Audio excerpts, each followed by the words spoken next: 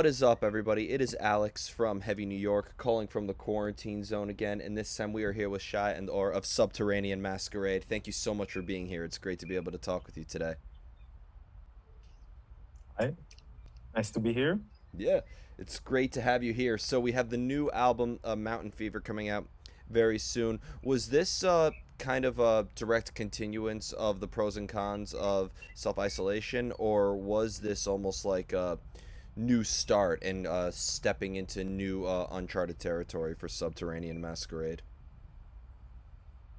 Yeah, so actually, it's vice versa. So, Mountain Fever, um, we worked on Mountain Fever way before the pros and cons, but it got delayed for various reasons. One of them is this small thing called pandemic. And instead of, you know, um, trying to think always how can we put it out and what can we do with Mountain Fever during Corona, we also thought about how can we expand experimentally and musically. And that's how we ended up with the pros and cons, which isn't exactly like a normal album. It's more of a creative experiment, I would say.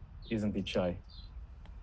A game, I think. We were playing a game where each member of the band would come up with his own rearrangement or reimagining of old songs or back catalog songs, and we have stuff from almost all of our releases remade on the pros and cons.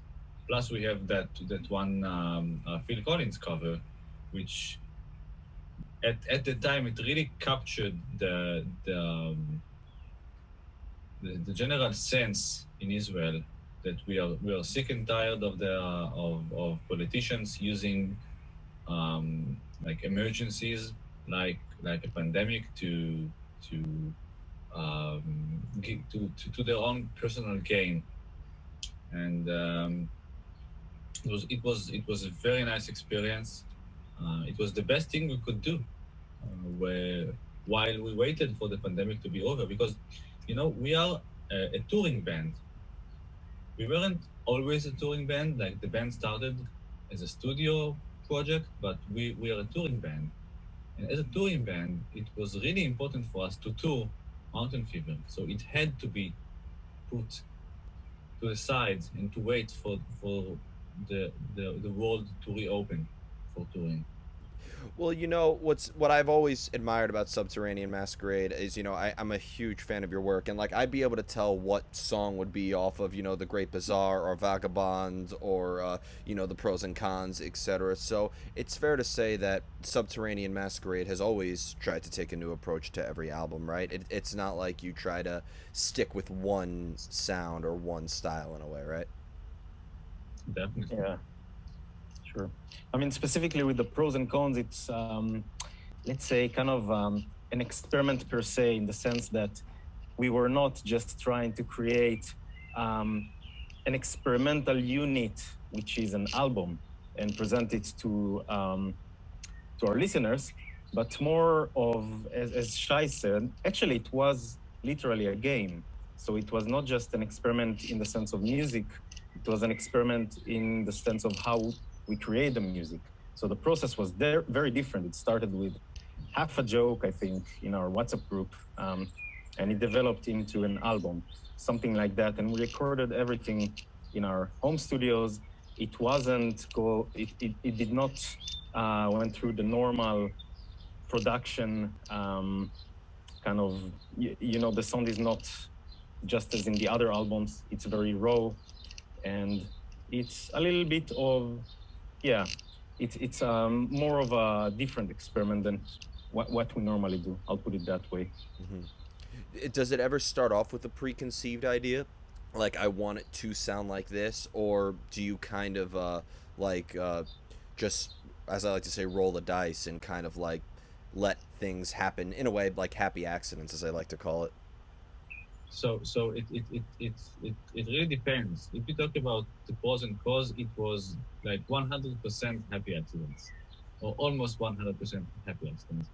if you're talking about like the regular studio albums, like Mountain Fever and Vagabond and The Great Bazaar, and even Suspended Animation Dreams, then they were created in a very similar manner.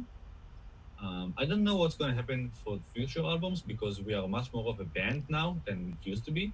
But like for the last four albums, it will be Tomer writes all of the songs, like the music, and he creates demos with guitars and like MIDI drums and bass guitar, and like he plays everything, and he sends this to us, and um, we start to like intake what he did, and each player lays his own layers. So, for instance, usually it's Or and myself to begin with. We are writing keyboard, guitar parts. I write orchestral parts, and then VD adds like in previous albums before Mountain Fever, it was Tomer writes the melodies and Tomer writes the lyrics, and then Kjetil comes in and sings his parts, and that's it. This time around, we have Vidi, who is our new vocalist, and he wrote all of the lyrics, and he also wrote most of the vocal melodies, and so he laid down the demos for the vocal melodies, and then we developed them with backing vocals and harmonics, and then like we were done with the pre-production. But Tomer, at this point, Tomer already has a very clear vision of how he wants everything to sound.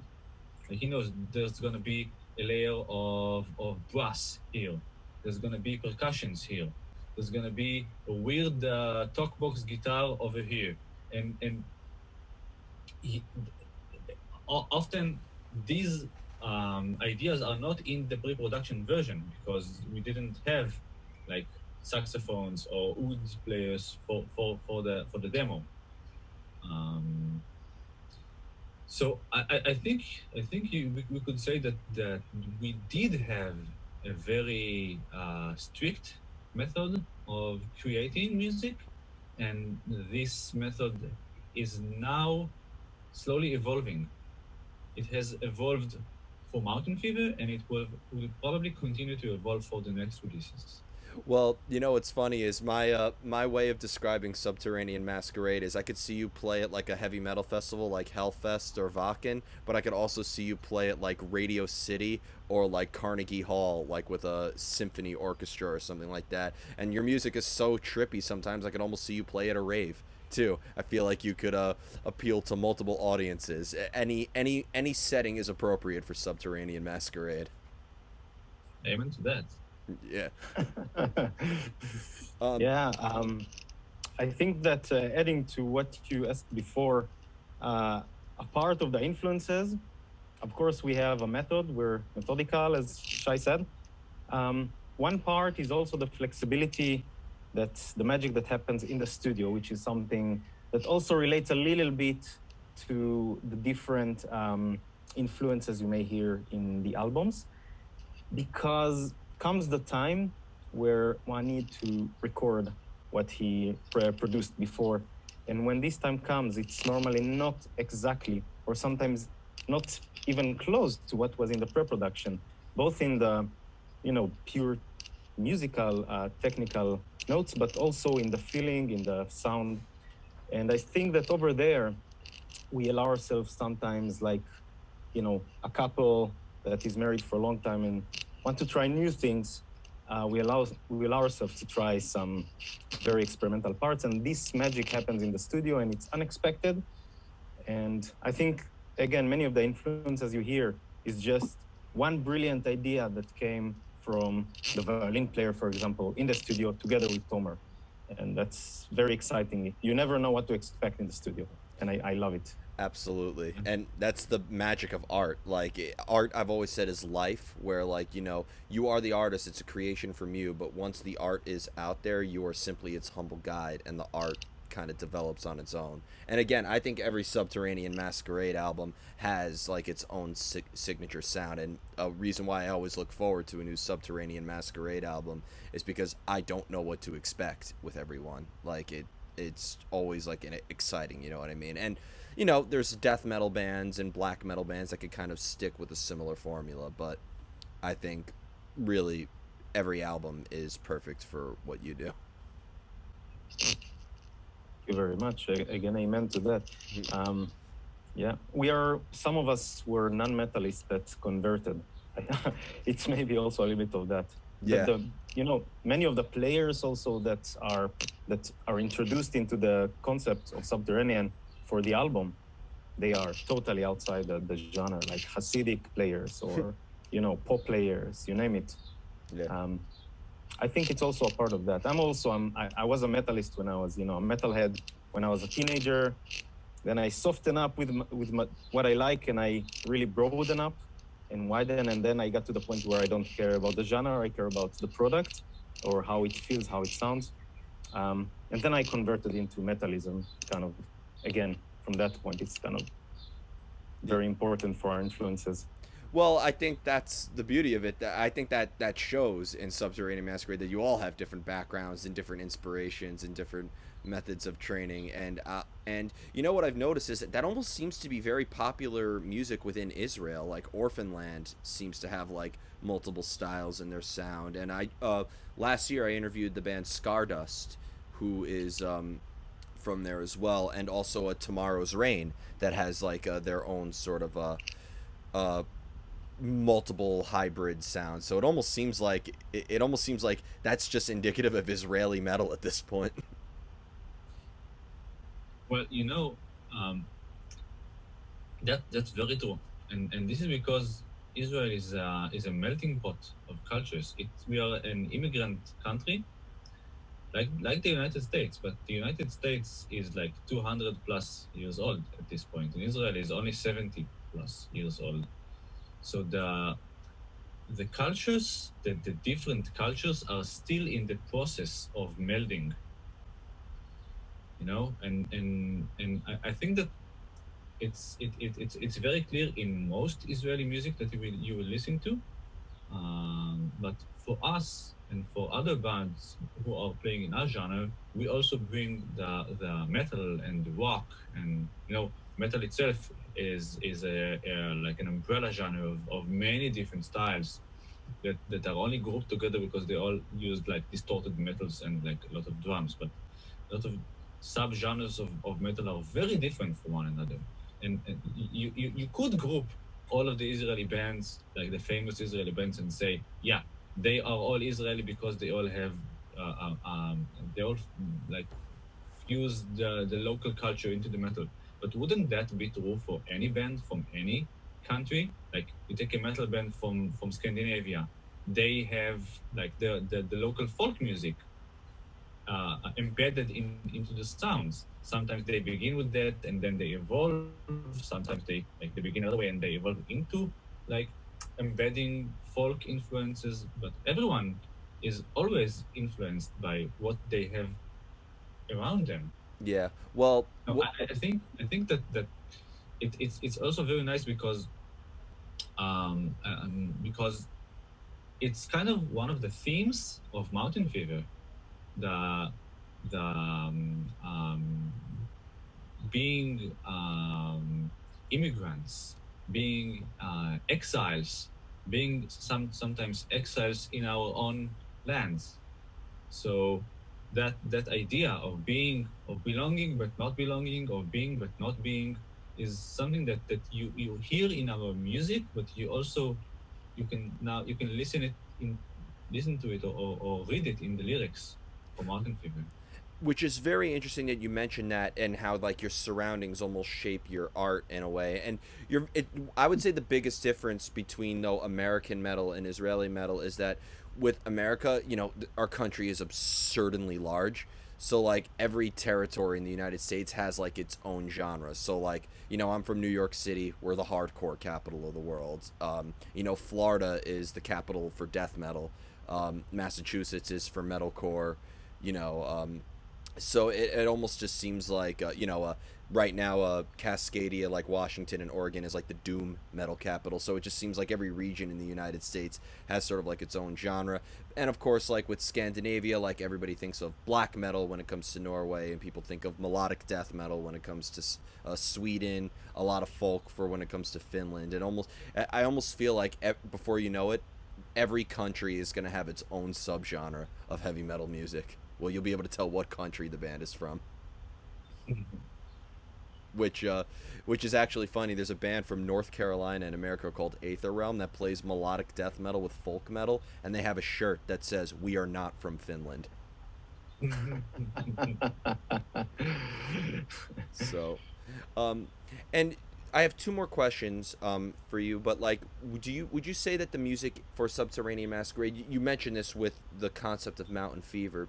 Would you say that your music is very conceptually driven? Like, do you think of a story? Do you all think of a story that wants to be expressed in the music before you start writing the music itself, or would you say that like lyrics or ideas or concepts don't really come into play until after there's like a full album written?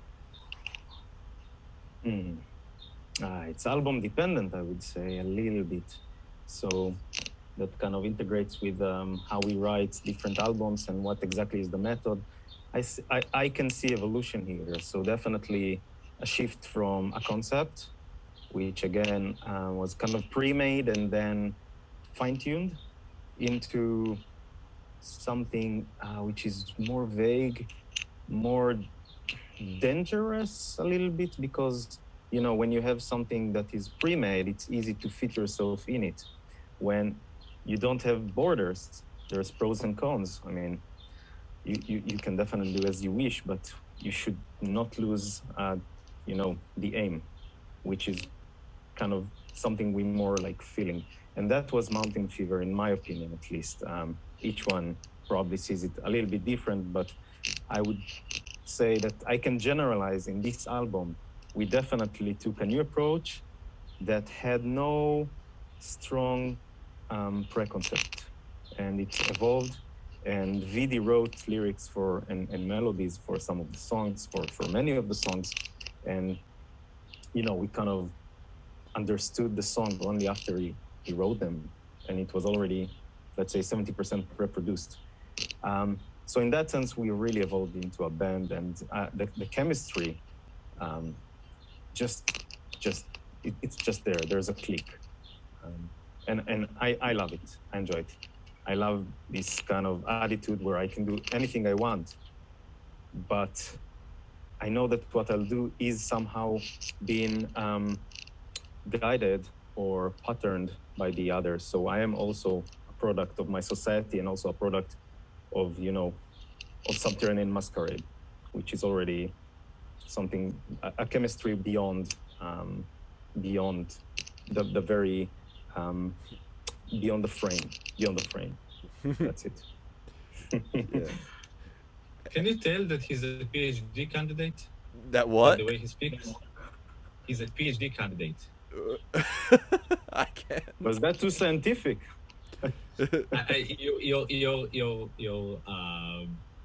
Your superlatives are very academic. Yeah. Well, Yeah, that was the 8 hours a day. I will say that I've done thousands of interviews now, and that was probably the most sophisticated answer I've ever gotten for any question I have ever asked. Yes. And I've interviewed like the biggest prog nerds, the like most deep thinkers like you'll ever imagine. That was by far the most sophisticated, deepest answer I've ever got. Congratulations. I just got to give you a round of applause. Just again, amen to that. Thank you, man. Thank you. I'm happy. That's yours, Brian May. That's a life motivation. I want to sophisticate stuff, right? Yeah. Well, I think you could maybe be the first metal band. I could see you going back to the multiple audiences I could see you playing in front of. Not only could I see you playing at Hellfest or Carnegie Hall or a rave, but I could easily see you playing at a fancy 5-star restaurant, like just people, with candles everywhere and tuxedos. Like, I call your style of metal classy metal. That's what I call it. Nice. And the final question I wanted to ask you is the most difficult question of the whole interview. I want you both to answer this, and judging by your last sophisticated answer, you might have a very good one. How do you know when a song is done? You want to take it first, Shai? I don't want to sophisticate before. Yeah, I can sophisticate it as well. Well, I don't know. Is it ever done? Like, in my other life, I write software, and I write software like I write my music, like in iterations. So like each time I make like some change and see how that change affects the whole. And the same happens when I arrange, for instance, my keyboard parts or the orchestral parts. Like I do have feedback because I send like an idea to the band and then they give me feedback and then I iterate over that and then I send that again. And then people say like that, yeah, okay, that's good. But the parts will keep changing, I think, until the moment that they are recorded. And once they are recorded, then the concrete is settled, and then it's not viscous anymore. It's solid now. You cannot change it, and once you cannot change it anymore, then the song is done. But it's not a conscious decision that the song is done. The song is done when we are done recording all of the parts, and there is no more parts that we feel that is missing in the song. There's no more idea that wants to be teased out or expanded upon. That was a good answer. Let's see if you could top that. I can only sophisticate that. I'm not sure I can top that. No, I'm actually in agreement with Shai in the main concept. I will also, bring a little bit of my personal life into this answer because it is as well relevant. So I'm researching interactions between plants and microbes. It's basically from the perspective of evolution. And long story short, when one writes his project, there's always stuff that can be done. There's always a small sadness of, oh, I could have done this and that. And that's why there are follow-ups and motivations to continue. And I find the same in music. So definitely the song is never done. Sometimes actually after there's a demo and I hear it so much, I kind of dislike when somebody is changing it because, I kind of got used to it and iterated it so many times that now I feel like it's in my blood. That's how I remember the song. And it's almost like unpolite to change it now. And that's kind of where the song is done. It's where everybody are satisfied. There are practicals which we need to answer. There are deadlines. And without that, honestly, it would go on forever. Many times I have in my mind stuff which I think like, oh, I want to do that. And I try to do that maybe in a concert, in a live show. That stuff that can be happening, So the song is always evolving. It's never done. And this feeling always motivates me to continue, to write more, to do more. That's kind of it. Congratulations. Subterranean Masquerade has had the best answer of any time I've asked this question. You guys are in first place. I want to add to that because all touched upon something that needs to be expanded.